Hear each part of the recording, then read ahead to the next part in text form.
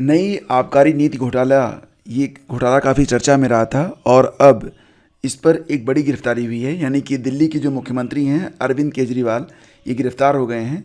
फिलहाल दोस्तों, नई आबकारी नीति का घोटाला क्या है और ये पूरा घटनाक्रम क्या है, इसको संक्षेप में समझने का प्रयास करते हैं। आइए शुरू करते हैं। तो दोस्तों, आबकारी नीति घोटाले में अरविंद केजरीवाल गिरफ्तार। देश में पहली बार हुई सीएम पद पर बैठे किसी नेता के खिलाफ कार्रवाई। भ्रष्टाचार के खिलाफ संघर्ष से अपना सार्वजनिक जीवन शुरू करने वाले इंडिया अगेंस्ट करप्शन के संयोजक रहे मुख्यमंत्री अरविंद केजरीवाल भ्रष्टाचार के आरोपों में ही गिरफ्तार कर लिए गए हैं।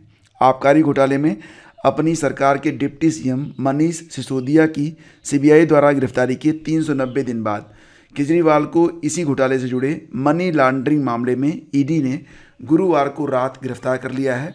इससे पहले करीब 2 घंटे तक ईडी ने उनके आवास पर तलाशी ली और उनका मोबाइल फ़ोन जब्त करके पूछताछ शुरू की।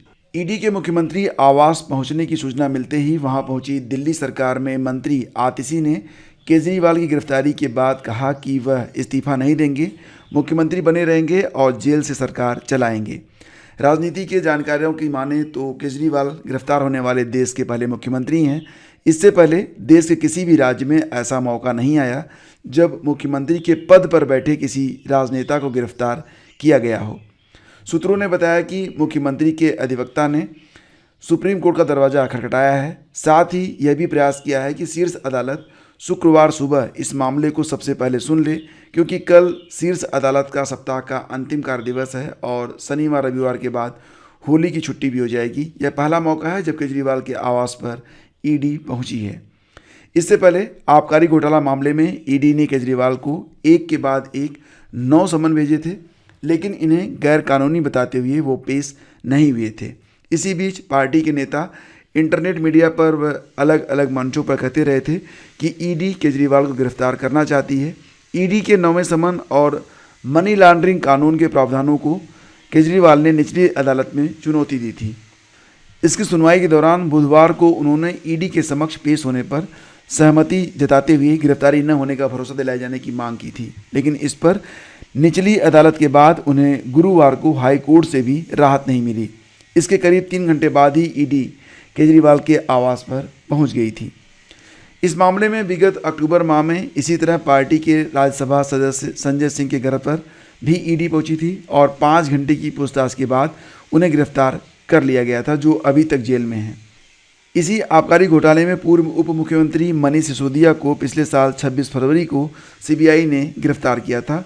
वह तभी से जेल में हैं। बाद में 9 मार्च को उन्हें ईडी ने भी गिरफ्तार कर लिया था।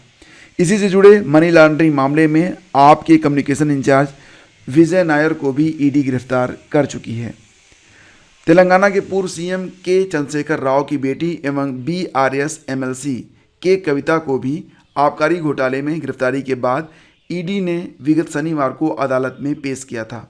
इस दौरान जांच एजेंसी ने वाईएसआर कांग्रेस सांसद व घोटाले के आरोपित मंगुटा श्रीनिवासुल रेड्डी के मजिस्ट्रेट के सामने धारा 164 के तहत दिए गए बयान का हवाला देते हुए कहा था कि रेड्डी ने अपने बयान में 16 मार्च 2021 को शाम 4:30 बजे केजरीवाल से उनके दफ्तर में मुलाकात की बात कही है। इस मुलाकात में केजरीवाल ने खुद रेड्डी को के कविता से दिल्ली में शराब के कारोबार के बारे में बातचीत होने की जानकारी दी। रेड्डी ने यह भी बताया कि केजरीवाल ने के कविता की ओर से आम आदमी पार्टी को 100 करोड़ रुपए देने का ऑफर देने की बात कही। रेड्डी के अनुसार केजरीवाल के निर्देश के बाद ही उन्होंने के कविता के साथ मुलाकात कर शराब कारोबार की बातचीत शुरू की थी। तो दोस्तों, क्या है नई आबकारी नीति घोटाला जिसके तहत इतना बड़ा घोटाला हुआ और अंततः दिल्ली के मुख्यमंत्री गिरफ्तार कर लिए गए? तो दिल्ली सरकार ने 17 नवंबर 2021 को नई आबकारी नीति लागू करके सरकार के राजस्व में इजाफा होने का दावा किया था। इसके बाद जुलाई 2022 में दिल्ली के तत्कालीन मुख्य सचिव ने आबकारी नीति में अनियमितता होने के संबंध में एक रिपोर्ट उपराज्यपाल वीके सक्सेना को सौंपी थी। इसमें नीति में गड़बड़ी होने के साथ ही उप मुख्यमंत्री मनीष सिसोदिया पर शराब कारोबारियों को अनुचित लाभ पहुंचाने का आरोप लगाया गया था। रिपोर्ट के आधार पर उपराज्यपाल ने नई आबकारी नीति 2021-22 के क्रियान्वयन में नियमों के उल्लंघन और प्रक्रियात्मक खामियों का हवाला देकर 22 जुलाई 2022 को सीबीआई जांच की सिफारिश की थी।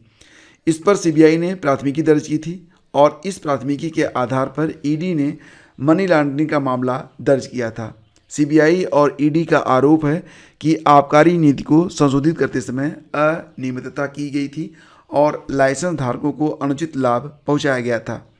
इसमें लाइसेंस शुल्क माफ़ या कम किया गया था। इस नीति से सरकारी खजाने को 144.36 करोड़ रुपए का नुकसान हुआ। मामले में जांच की सिफारिश करने के बाद 30 जुलाई 2022 को दिल्ली सरकार ने नई आबकारी नीति को वापस लेते हुए पुरानी व्यवस्था को बहाल कर दिया था। दोस्तों, वीडियो पसंद आया तो लाइक और शेयर करना बिल्कुल भी मत भूलिएगा। हम मिलते हैं आपसे एक नए वीडियो में। आपका बहुत बहुत धन्यवाद।